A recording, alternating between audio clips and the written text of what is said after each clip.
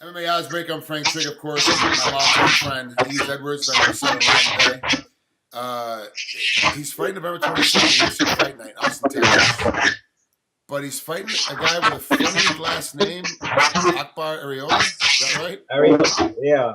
Akbar Nipples. Yeah, so we're going with Akbar Nipples. Okay, I kind of got that one. First of all, let's just catch up with you. What's been going on with you? Not much, man. Just right now, just hanging out, training hard. I'm back down here in Florida. I was out in LA for a bit.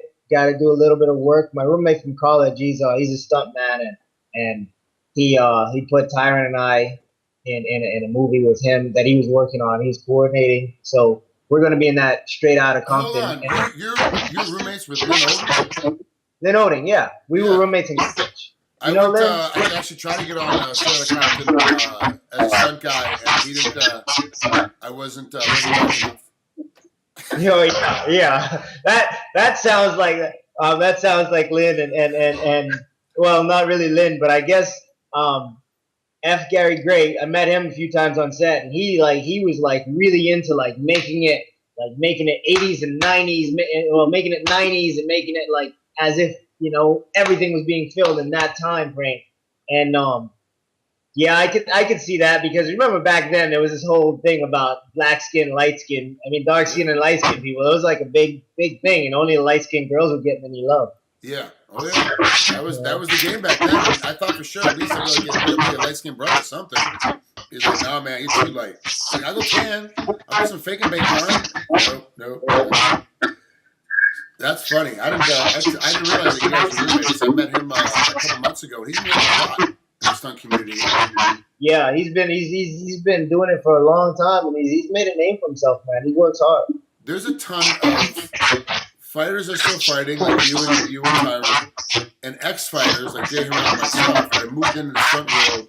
And of course, everyone knows about the guys that moved into acting, with Randy and those guys. Is that something you're gonna do when you're fighting? Is move into stunts and all the time?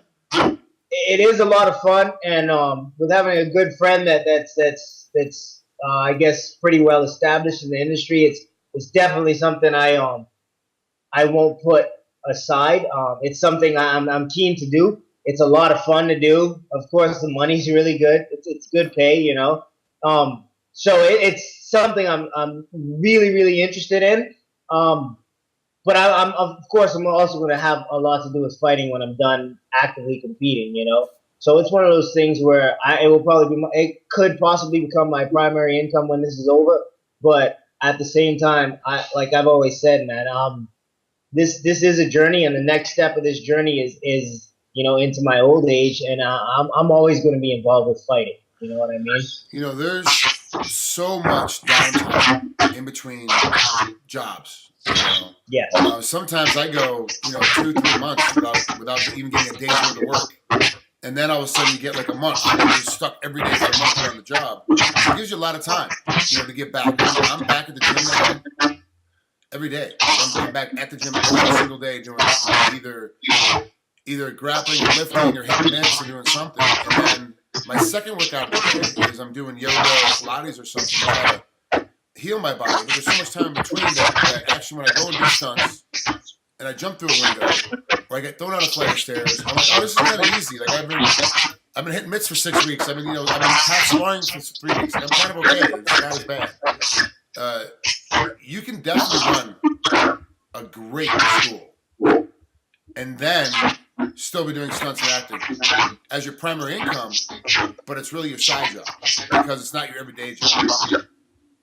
Yeah, I agree, man. I think with the stunt thing also, it's you have to really hustle to be working every day. Those guys are I think that's what they call it. Those guys go to other sets that they're working that they have friends working on or they know of guys that are working there, and they go and try to meet the coordinators and get their videos and their pictures to them.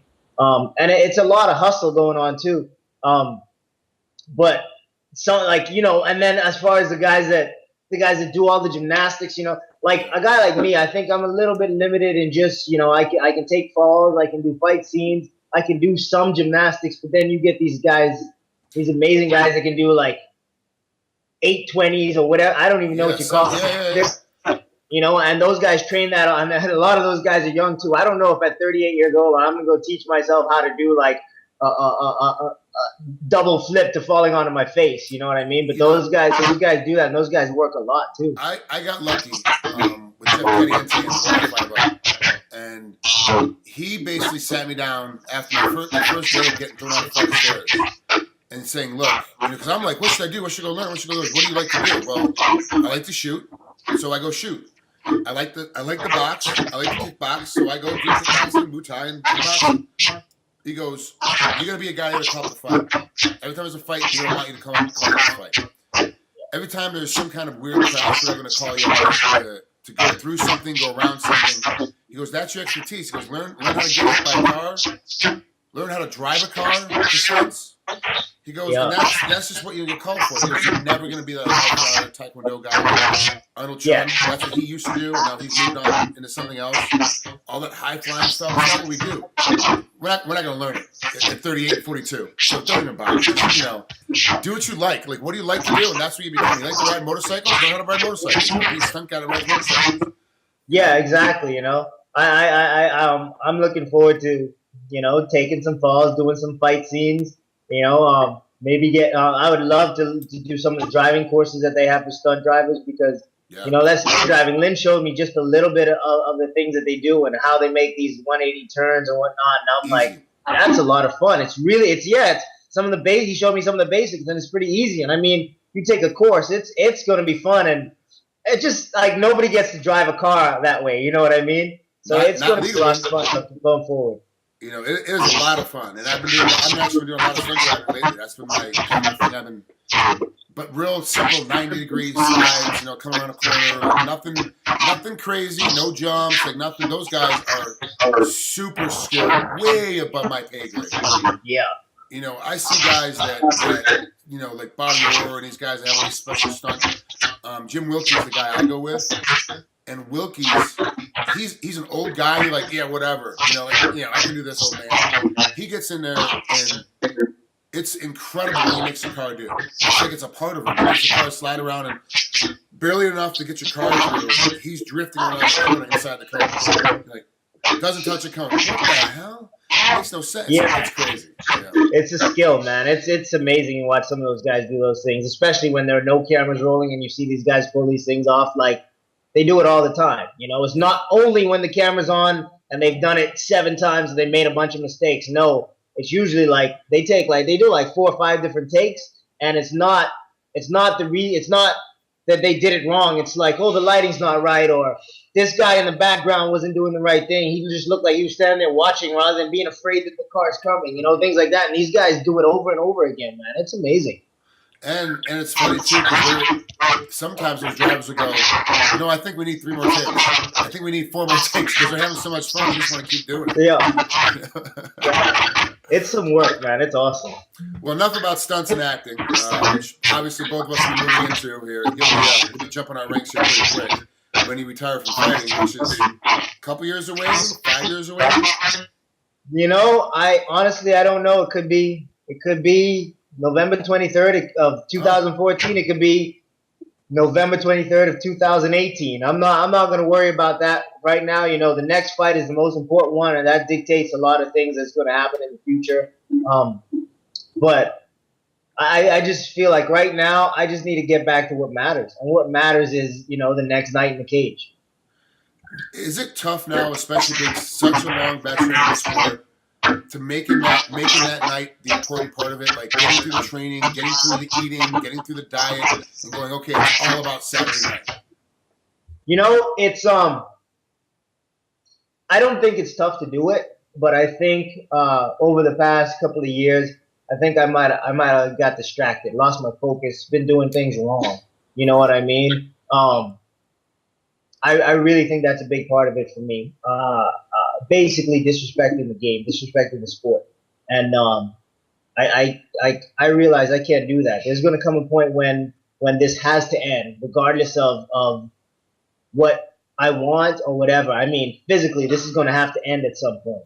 And when that time comes, I don't want to look back and think to myself, man, I wasted all this time doing this and that, you know. And things that really point those things out, you know, especially when I come back here. When I think about the past, when I think about, you know, when I used to go and run stairs at the stadium, at the football stadium, not because I had a fight. When I drove 30 miles to do this on my own, not because I had a fight, but because it was good for me, because it was going to help push me to the next level. You know, having that discipline to do those things when nothing's on the table, you know, thinking about the past. And then at the same time, when I come back down here and I see guys, you know, guys that are middle age, if I'm an old guy in the game, you know, guys that are middle age like Robbie Lawler and he's working his ass off, you know, kids like Dustin Poirier, who's 25 years old. And the guy has a head on his shoulders like a 35-year-old man and a 25-year-old body, you know. He's doing things right and respecting every part of the game. Those kinds of things, they make me look at myself and make me realize, you know what, you're not doing it right. You need to settle down and stop doing what you want, what you think is fun. You know, you have to decide that you're willing to accept the suffering so that you can accept the glory. You know what I mean? Right. So I'm trying to suffer right now. You know, I'm sparring with some tough guys and getting some good work in. I'm trying to make sure that I'm in shape. And when it's time to fight, you know, just let everything hang out. What is Aqua's best attribute? What is the biggest thing that he's brought to that cage? Honestly, I think his best attribute is he's tough. I don't think technically he's great. He's not explosive or dynamic with his striking. He's tough and he's always trying to win the fight. He's never quitting. I mean, he's kind of like a Drew Fickett back in the day mentality of like, he can lose 14 and a half minutes of a fight, but that last 30 seconds, he is trying to win. You know, he's pretty solid on the ground, you know, and he's one of those guys with long limbs and long legs. So it's going to be hard to pass, and you know, if he gets good position, it's going to be hard to peel him off, things like that. So he's dangerous there, but the other thing is, you know, he's just really tough and always trying to win, regardless of what happened 5 seconds ago or for the past 15 minutes. You know, he's got a short-term memory. Is this the guy you got to put away? Are you going to have to put him down and put him away? Yeah, I think so. He's not one of those guys that, like I said, you know, he's not one of the guys that quit on you. You have to make him stop. You can't. You're not going to break him. You're not going to make him feel like, I don't want to be here and just hang on for a decision or whatever. You have to stop this guy and you have to take it from him. You're not going to break him. You have to completely stop him. You talked about Dustin Poirier and Robbie Lawler and all these other guys at ATT. You're bouncing back and forth between Texas and Florida. Is there a thought of going, I'm just going to stay put now in Florida for another year and see what I can do? Just stay at ATT full time? You know, it's been a thought, but I can't leave my family back in Texas, and you know, roots are settled down there. You know, my wife, she's in education. She's an assistant principal at a high school. You know, she's made a commitment to the kids there. You know, my son is in Texas. You know, I can't. My daughter, she's a grown woman now, but she's still, you know, she's there, and I can't just leave them. But they've been supporting me this whole time. You know, and they don't mind when it's time to leave. And that's the part of the game that I'm talking about. I'm disrespecting when I'm at home and I'm with them, and I should be doing things to make me ready to be here. You know what I mean? I shouldn't be coming here and then getting in shape to fight. I should come here in shape to fight and then get prepared to fight while I'm here. So that's what I'm talking about, being at home and being disciplined. And those are things that I'm changing. And I think, you know, when you're away from this environment here in Florida, when you're away from it and you don't realize that, you know, those things can sneak up on you, you know? Well, if you fight 3 times a year, training camps are 8 weeks. That's half the year. It's 26 weeks. So that's half the year you can be gone in Florida, having to be in a training camp, and you're a guy that likes to fight 3 times a year. You enjoy the process of getting ready for these fights. There's not much downtime.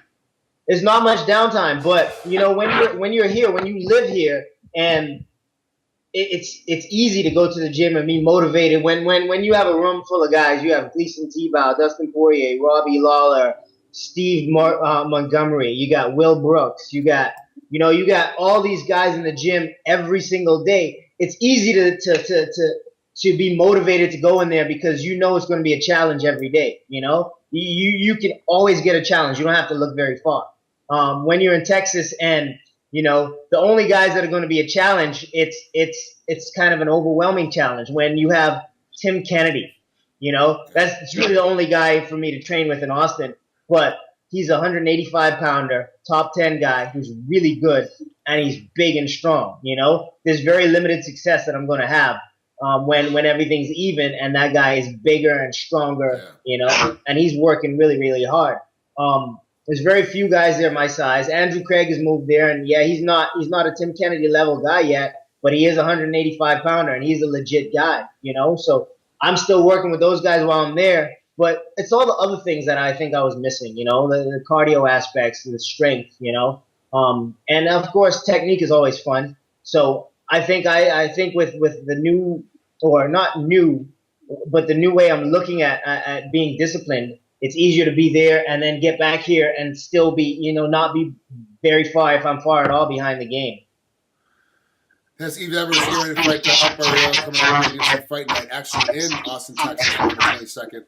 Yves, I'm hoping to be in town. We're shooting a movie in Austin at that time, as long as everybody gets put together right. So I'll actually be at the fights live. I'm in town during that week. This card is kind of important to me because it's really, one, there's a lot of guys in this card that I like to watch live. I like these people. But it's also coming up on, there's not very many guys left of my era that's still fighting. And you're kind of the last end of it. That's kind of, that are guys that in my era that are kind of like during my same time. Lawler's another one that are, we don't have much time left. It's fleeting. And so whenever you guys fight, I want to see it live because, hey, I was part of those guys. We were all at the same time. I got done earlier. I still work with you. Yeah, so I'm hoping I can get there to watch this card. It's gonna be it's a great card from top to bottom. Yeah, it is a good card. Man. What's the other fight? Obviously, besides Swanson, everybody wants to see that fight. But what's the other fight on the card that you're looking forward to besides yours in the main event? Man, honestly, for me, it's Brad Pickett and Chico Camoes. Yeah. Pickett's my boy, man, and Pickett's looking really good right now. And I want to see him get back on track.